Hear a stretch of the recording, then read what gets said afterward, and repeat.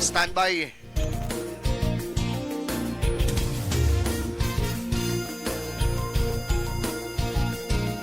This program is Hello brought to us by everyone, Tawan we are Arts and excited Resort. to introduce to our latest range of our personal care products, powered by the best of nature for a nourishing, refreshing every day. A product that packed with herbal ingredients that can ensure our safety and effectiveness. Avail Beauty Products, our new eco-friendly personal care lines. One of our products is FC Bio Sanitary Pads. These pads are made with natural herbal ingredients such as sambong, peppermint, tawas, maple stone, and cypress oil that alleviate the following reproductive problems such as dysmenorrhea, UTI, vaginal odor, myoma, itchiness, irregular menstruation, and other related diseases. Switch to FC Bio today and walk with confidence. Avail is every family's partner for you and for your loved ones. For more information and inquiries, look for DM Jen Iwayan or call 0967-016-2757 or Gmail at gmail@gmail.com. Avail now!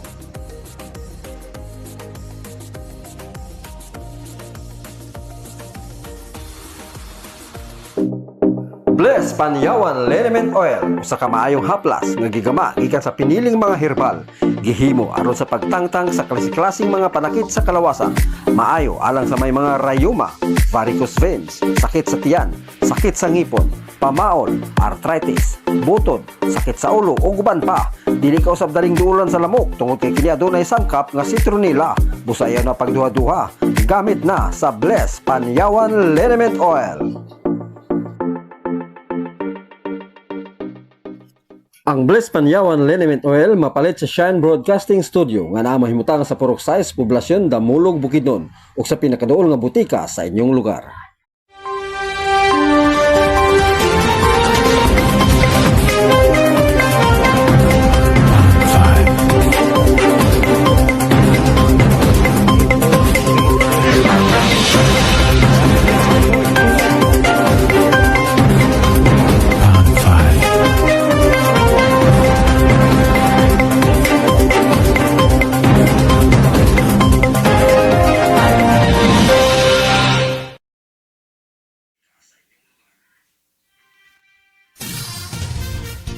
Okay, maing buntag pag-usap. Maing buntag sa atong station manager, Jam Grande. O sa atong program director, Uncle Jigat Min. Okay, sa atong mga nananaw karon, no? Si Miss Apyong Wong. Ma'am, mayong buntag kanimo diya. Ma'am Floribet Pinariho. Morning mga kasyайн, binabati ko ang mga mahal kong magulang. Antonio Gaudencia Pinario. Diyan sila sa Imus, Cavite. Good morning po mga ma'am and sir. Binabati ko rin ang pamilya ni Floribet Pinario sa Kananga, Leyte. Escabarte family. Good morning po sa inyo lahat. Good morning! Sir Danny Flora Pinario, good morning. It's me, Floribet Escabarte Pinario. Good morning po sa inyong lahat, mga kasyay. Good morning!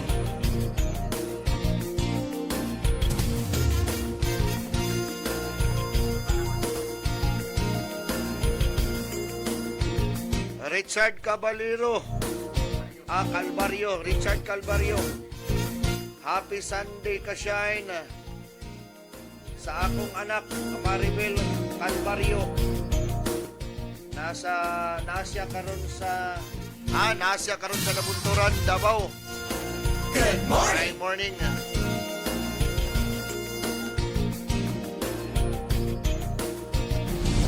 Para sa atong kompleto nga detalye sa atong balitang lokal, tungod sa kaubog usa na dunggaban sa landing sa Balay Tambalanan or na landing sa Balay Tambalanan. Nadunggaban siya kainom ang usa ka 43 anyos nga lalaki human nakalalis taliwala sa ilang panaginom. pasado alas 9 sa gabi atong Miyerkules dito sa Purok 11A, Baguntas, Valencia City. Ang biktima usa ka 43 anyos nga lalaki, samtang ang suspect usa ka 37 anyos nga lalaki. Sigon sa report nga na naglalis ang duha samtang na nag-inom nga may resulta sa dinapatay. Dito mihulbot og kutsilyo ang suspect og dayong gidunggab sa biktima. Nakahiyagom og sabad dinunggaban sa nagkadayang parte sa kalawasan, ang biktima kinsang daling gidala sa ospital ug ana sa luwas nga kahimtang. Nadakpan raw sabang suspect. Human ang insidente og nakakustodiya na sa Valencia City Police Station. Mag-atubang og kasong prostrated homicide ang suspect.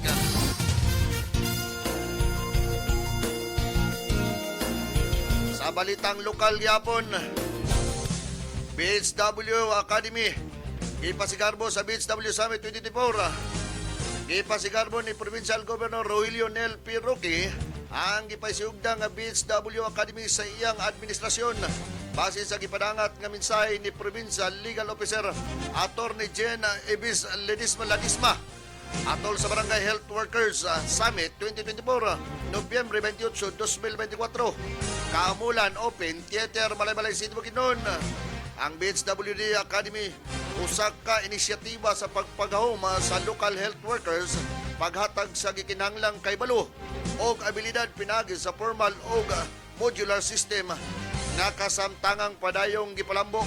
800 ka mga partisipante ang mitambong sa kalihukan nga gipasayon na sa Provincial Health Office uban sa pagigtambayayong sa Department of Health.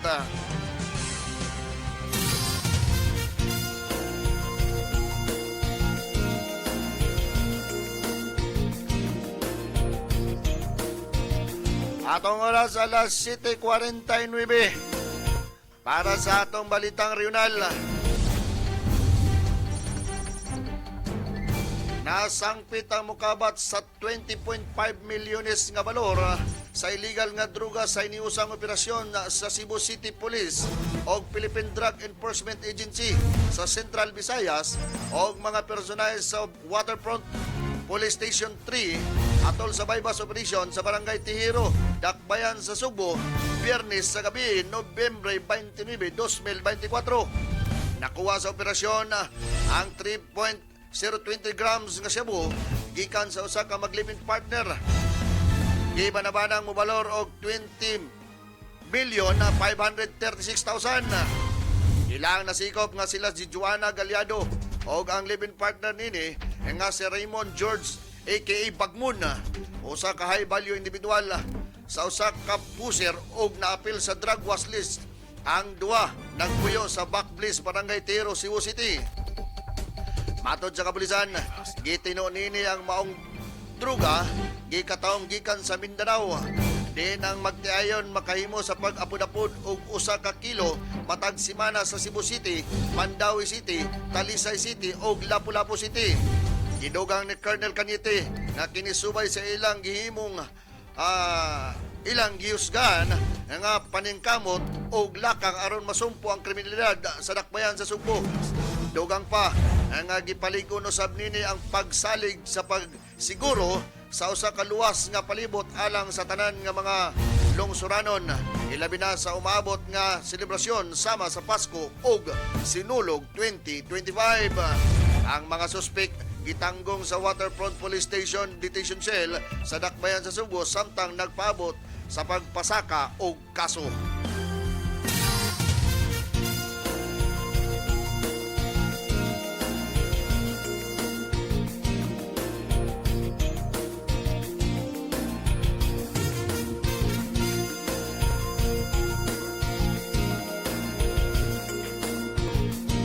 Karon mudawat kita og report gikan sa gawas sa atong mobile journal numero 10. Senator Bongo namagi ng tulong sa Pangasinan. Mobile journal numero 10, Richard Calvario. Pasok!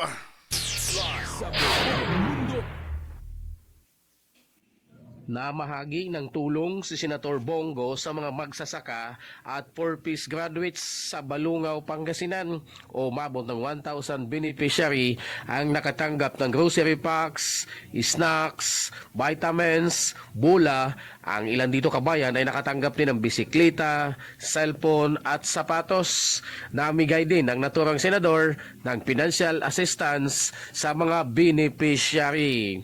Ang balita na ito hatid sa atin ng Bliss Panyawan Lenemen Towel, Mobile Journal numero 10, Richard Calvario para sa Shine Balita Nationwide. Maraming salamat, Mobile Journal numero 10, Richard Calvario. Sa lain na usab nga headline sa atong Mobile Journal numero 15, grupo ng Women's Rights Defenders panawagan ang pagpalaya sa mga political prisoner. Mobile Journal numero 15, Floribet Pinario, pasok.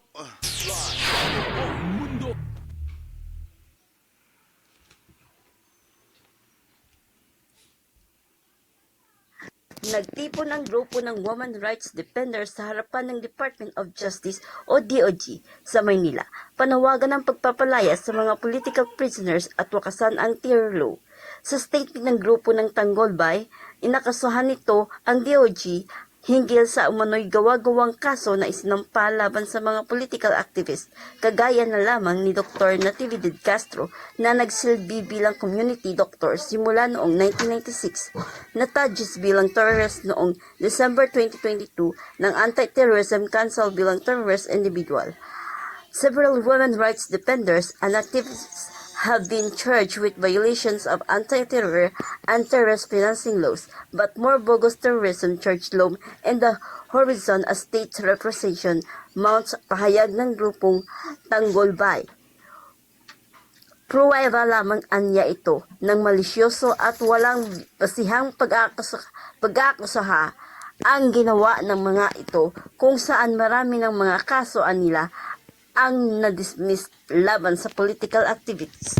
Ang balita nito ay hatid sa atin ng Blas Panyawan Lenemen Oil mula dito sa Imus Cavite, Mobile Journal number 15, Floribet Pinaro nag-uulat para sa Shine Balita News Online Nationwide. Sa buong mundo. Maraming salamat, Mobile Journal. Maribet Pinariho.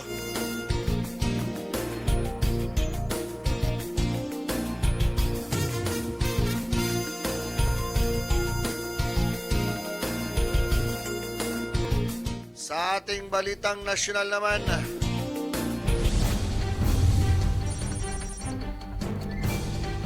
hinikayat ni Pangulong Ferdinand Marcos Jr. ang sundalo na manatiling nakapokus sa kanilang misyon sa kabila ng kaguluhan at ingay sa paligid, lalo na ang isyu sa politika. Ginawa ni PBBM ang pahayag matapos bumisita sa Southern Luzon Command sa Camp General Guillermo Nagar sa lalawigan ng Quezon ngayong araw. Ipinaalala ng Pangulo na ang trabaho ng mga sundalo ay panatilihin ang kapayapaan at protektahan ang sambayanan.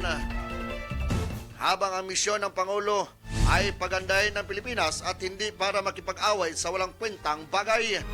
Binigyan din ng Presidente na isa ang misyon ng lahat ng ito at ipagtatanggol ang sambayanan ang Republika ng Pilipinas. Siniguro naman ng PBBM sa mga sundalo ang buong suporta ng administrasyon sa AFP, PNP at lahat ng tagapaglingkod sa ilalim ng SOLCOM. Pinasalamatan din ni Pangulong Marcos ang mga sundalo sa kanilang dedikasyon at serbisyo sa bayan, kung saan ihimok din silang ipagpatuloy ang kanilang mahusay na trabaho para sa mas ligtas at progresibong Pilipinas.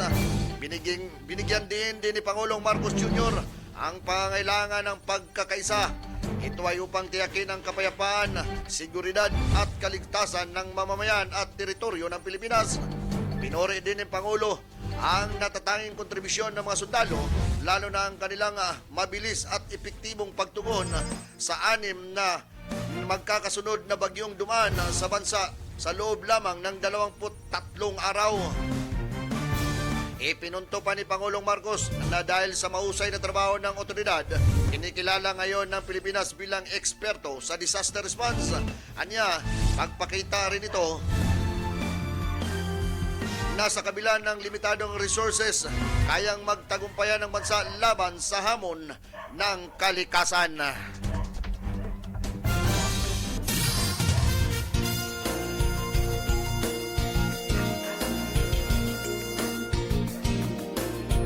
Para Para sa ibang balita naman, makakatanggap ng kabuuang 465 million na social pension mula sa DSWD. Mobile Journal numero 16, Danilo Pinario. Pasok! Mundo. Mamamahagi ng 465 milyong pisong halaga ng social pension ng Department of Social Welfare and Development or DSWD sa mga senior citizen mula sa programang Social Pension for Indigent Senior Citizen sa Legazpi, Albay sa Bicol Region. Ayon sa tagapagsalita ng DSWD Region 5 na si Ms. Cristina Liena, makakatanggap ang mahigit 155.292 senior citizen mula noong Enero hanggang September ngayong taon ng mga pensyon sa ilalim ng naturang programa. Para naman sa fourth quarter, patuloy ang pagsasagawa ng ahensya ng payout sa iba-ibang mga local governments unit ng buong bansa para sa maayos na pamamahagi nito sa mga benepisyaryo. Base naman sa datos ng DSWD, simula November 27 ay nakapamahagi na ng mahigit 15.5 milyon ang ahensya sa 38.503 na mga benepisyaryo.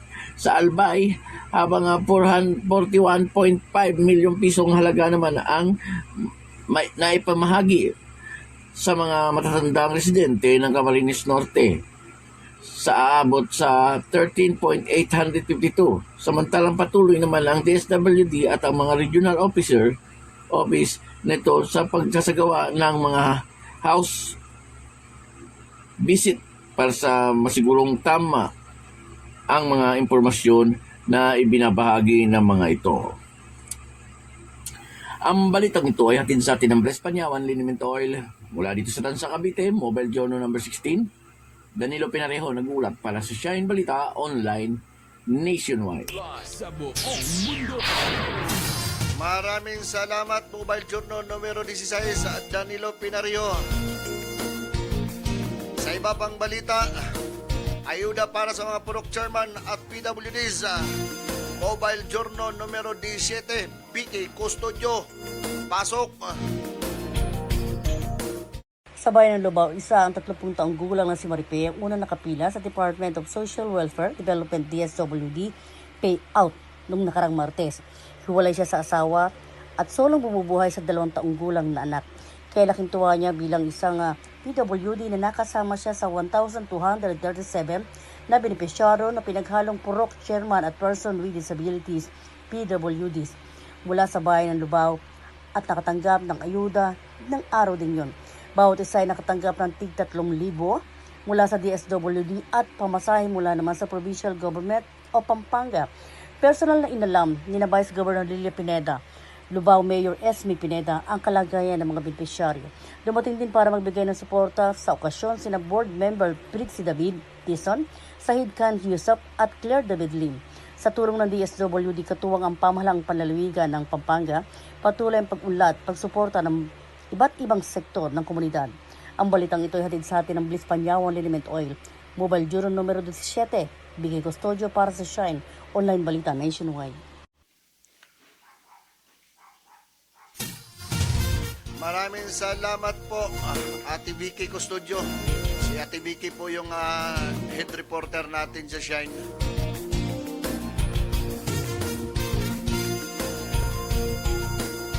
Para sa balitang nasyonal ulit,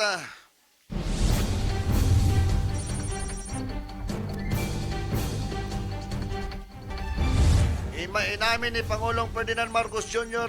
na hinarang nito ang paghain ng impeachment case kahapon laban kay Vice President Sara Duterte. Sa isang ambush interview sa Lucena City, Quezon Province, sinabi ng Pangulo na walang patutunguhan ang paghahain ng impeachment laban sa pangalawang Pangulo. Nabigla din si President kung bakit nalik ang nasabing komunikasyon. Anya, sa kanyang opinyon, hindi ito importante at hindi rin ito magkakaroon ng pagbabago sa buhay ng mga Pilipino. Kaya bakit pa niya aksayahin ng oras? Samantala, kung maalala, kumalat kahapon ng umunay text message ng Pangulo na pinapatigil ang paghain ng impeachment. Nakasana kahapon ang paghain ng impeachment laban kay BP Sara. Hindi naman sinabi ng Pangulo kung kanino niya ipinadala ang nasabing text. Sa balitang nasyonal ulit,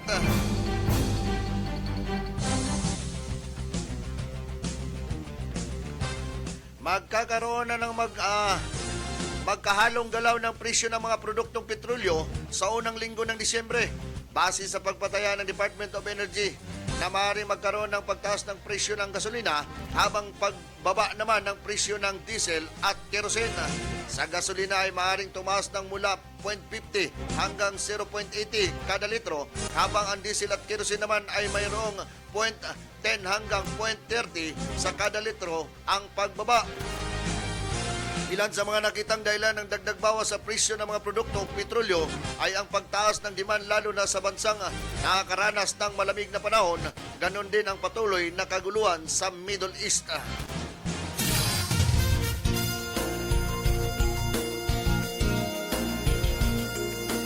Sa iba pang balita, community cleanup drive isinagawa sa Habay 1, Bacoor, Cavite. Mobile Journal numero 10, Richard Pinario, pasok.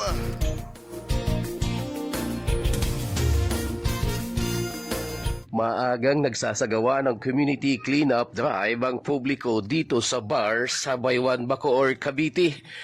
Nagkalat ang residente ng mga taga-bars upang linisin ang kanilang lugar kung saan kabayan nakaipon ito ng iba't ibang basura mula sa komunidad. Kasabay nito kabayan, nakasanayan na ng komunidad ng bars dito sa Habaywan, Bacoor, Cavite ang magsagawa ng community cleanup drive sa kanilang lugar. Ang balita na ito hatid sa atin ng Bliss Panyawan Lenementuel para sa Shine Balita Weekend. Richard Calvario reporting. Maraming salamat, Mobile Journal numero 10, Richard Calvario. Pasensya. Iba yung pangalan sa una. Maraming salamat ulit, Richard Calvario, Mobile Journal numero 10, sa iyong balita. Balitang international naman, aabot sa 15 katao na sawi habang 113 ang nawawala matapos naganap ang landslide sa eastern Uganda. Nagresulta ang nasabing landslide dahil sa malakas na pagulan na apektado sa Bulambuli District. Nasa 40 kakababayan ang nawasak at tinangay ng malakas na pagguho ng lupa. Mayroon na unang nailigtas ang mga otoridad na 15 sugatan na katao kung saan dinala ang mga ito sa pagamutan. Nagpaabot naman ang pakikiramay si Prime Minister Rubina Nabanha sa mga kaanak ng nasawing biktima.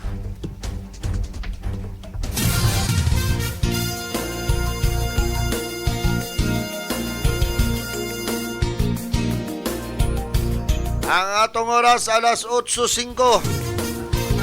Sa atong pagbalik sa uban mga detalye sa balita, standby.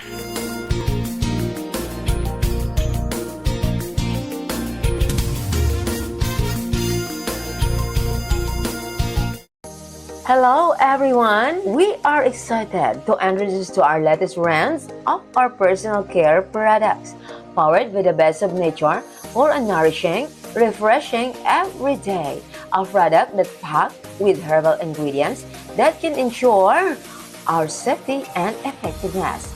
Avail Beauty products, our new eco-friendly personal care lines. One of our products is FC Bio Sanitary Pads.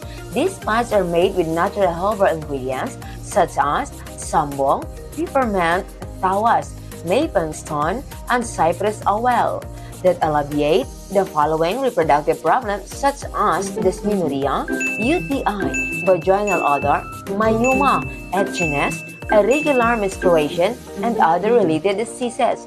Switch to FC Bio today and walk with confidence. Avail is every family's partner for you and for your loved ones. For more information and enquiries, look for DM Jen Iwayan or call 0967-016-2757 or Gmail at generalbiwayan@gmail.com. Avail now.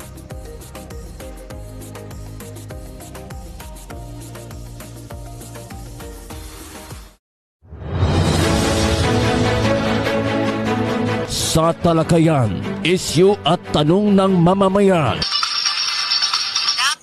Kut-kut, kaya wala silang listahan.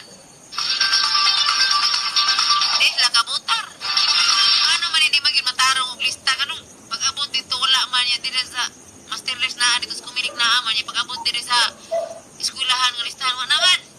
Serbisyong publiko at balitang totoo, lakas at kaalaman ng mamamayan. Ito ang programa KKK. Kabalita mo sa napapanahon, seguridad at pag-asenso. Kasama mo sa serbisyong publiko, kasangga ng mga inaapi. KKK. Kasama ang nag-iisang ati ng bayan, Jam Grande. Con Ati Jam. KKK. Dito, importante at mahalaga ka.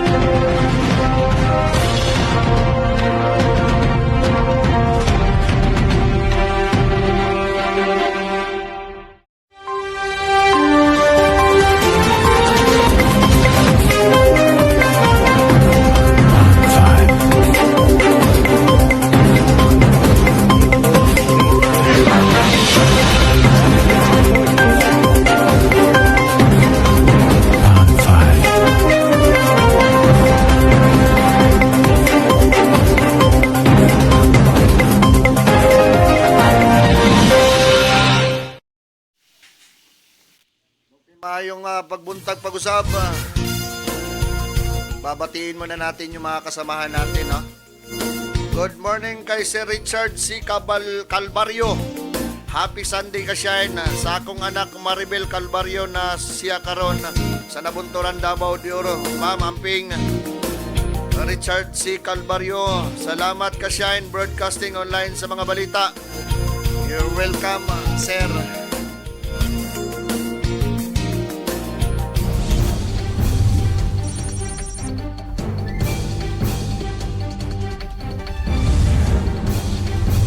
Sa ating balitang sports, napanatili ng Gilas Pilipinas ang kanilang 34 na pwesto sa FIBA World Cup.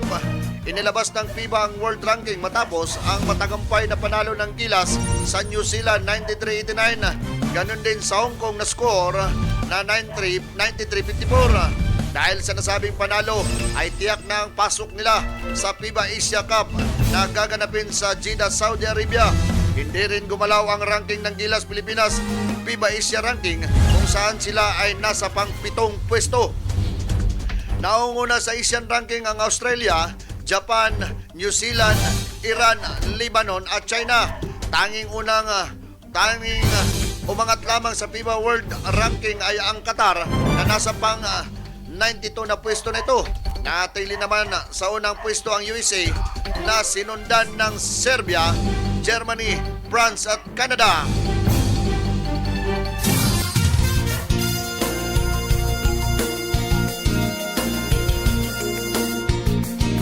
Para sa ibang balita naman, lalawigan ng Cagayan, binisita ni Senator Bong Revilla. Iatid sa atin ni Mobile Journal numero 10, Richard Calvario. Pasok! Maagang nagsasagawa ng community cleanup drive ang publiko dito sa bar sa Baywan, Bacoor, Cavite.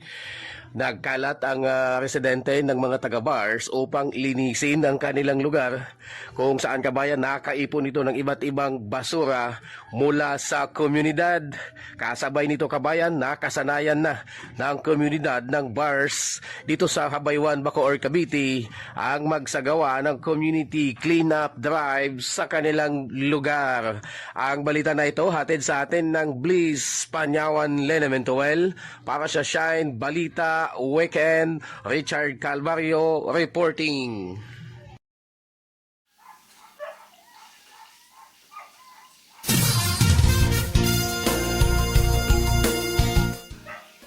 Maraming salamat, Richard Calvario. Sa iba rin balita, lalawigan ng Cagayan, binisita ni Senator Bong Revilla Jr. Mobile Journal numero 10, Richard Calvario, pasok. Inisita ni Senador Bong Revilla Jr. ang Bagao at ang Alcala sa lalawigan ng Cagayan. Nagpapasalamat naman ang senador sa suporta ng ilang mga politiko katulad ni 1st District Congressman Ramon Nolasco Jr., Vice Governor Boy Vargas, Gataran Mayor Samuel Sudayaw na naging kaagapay ng senador para sa pagtaguyod sa kaayusan ng publiko. Ang balita na ito hatid sa atin ng Bliss Panyawan Lene Mentuel, Mobile Journal numero 10, para sa Shine Balita Weekend, Richard Calvario reporting. Maraming salamat numero 10, Richard Calvario sa iyong balita.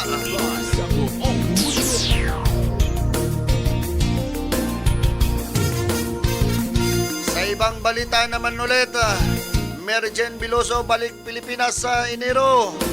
Hatid natin ni Mobile Journal numero 15, Floribet Pinario, pasok.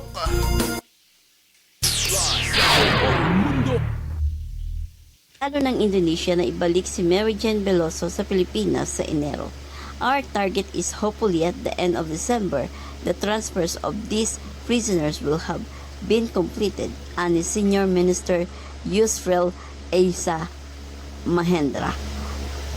Kabilang sa mga itinuturing ng mga high-profile detainees si Veloso na nailigtas mula sa pagbitay kasama ang natitirang mga miyembro ng Balining ng Australia na pawang hinatulan ng mga kaso sa droga noong 2005. Ginawa ang anunsyo matapos ihayag ni Yusril noong nakaraang linggo na inaprubahan ni Pangulong Prabowo Subianto ang paglipat ni Veloso sa Pilipinas. Matatandaan na hindi tinuloy ang pagbitay kay Veloso noong 2015, 5 taon matapos arestuhin dahil sa dalang maleta na may lamang 2.6 kilo ng heroin. Napaulat na 2 sa Balining gang ang binitay sa pamamagitan ng firing squad. Isa ang namatay dahil sa kanser at isa pa ang pinalaya noong 2018. Nakikipag-ugnayan din ang Indonesia sa Paris tungkol sa posibilidad na ilipat ang isang France national na hindi pinangalanan. Ang balitang ito ay hatid sa atin ng Bless Panyawan Liniment Oil mula dito sa Imus Cavite, Mobile Journal number 15, Floribet Pinareho nag-uulat para sa Shine Balita Weekend. Sa buong mundo. Maraming salamat, Mobile Journal numero 15, Floribet Pinario.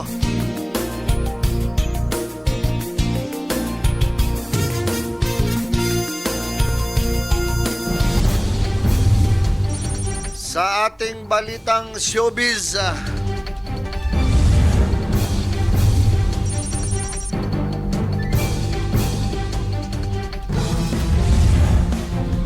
nakamit ni Miss Universe Philippines Chelsea Manalo ang Best in National Costume sa katapos lang ng Miss Universe 2024. Si Manalo ang nakasungkit ng first place na sinunda naman ang kinatawan ng Chile na si Emilia Dides at Vietnam na si Nguyen Cao Kai Duyen. Ang national costume ni Manalo na tinawag na Hiraya na base sa kasaysayan at debosyon sa reliyon ng bansang Pilipinas. Kaugnay pa nito, ang naturang costume rin ay sumisimbolo sa relasyon at kasaysayan ng pagitan ng Pilipinas at Mexico.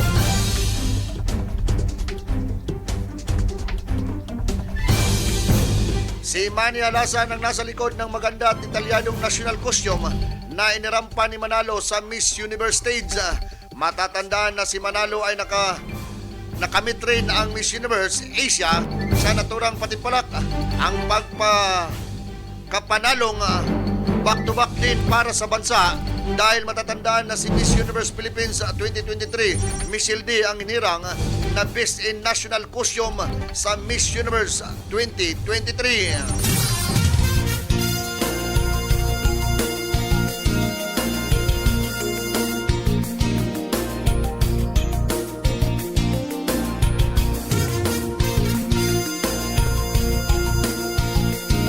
Sa atin namang balitang espesyal gid ni. isang tribo sa South Sudan sa Africa naligo sa ihi ng baka. Pasintabi po sa mga nag-aalmusal ngayon ha.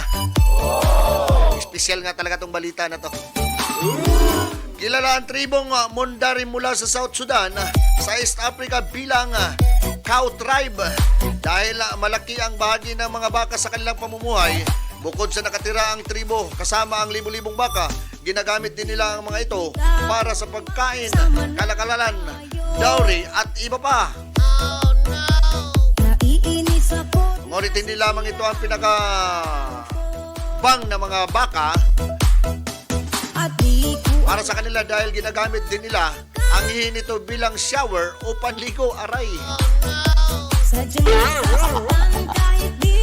Katulad ng maraming tribo sa riyon, simbolo ng kayamanan at kapangyarihan ang mga baka para sa mga Mundari. Subalit ito rin ang pinagmumulan ng alitan sa kanila. Sa katunayan, gumagamit pa sila ng baril para lamang protektahan ang kanilang mga baka mula sa mga magnanakaw.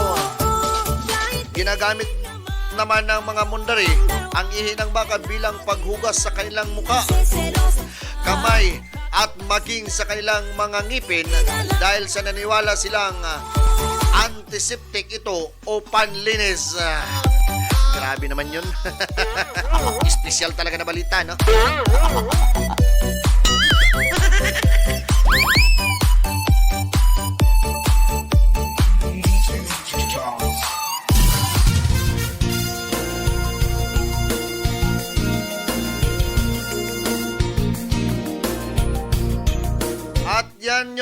At dito tayo nagtatapos sa ating programa sa SBU News Weekend. At ang yun yung mga priskong balita na narinig nyo. Sa susunod na linggo ulit mga ka-shine. Pasensya. Good morning po. Maraming salamat.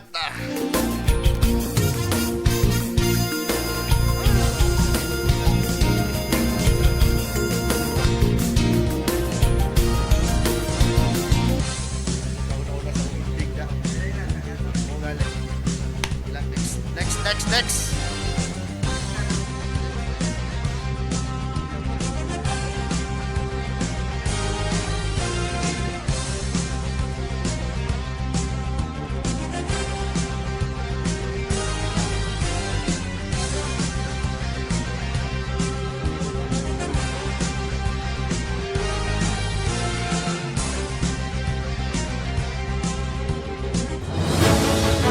Sumasahim papawid mula sa Namulog Bukidnon.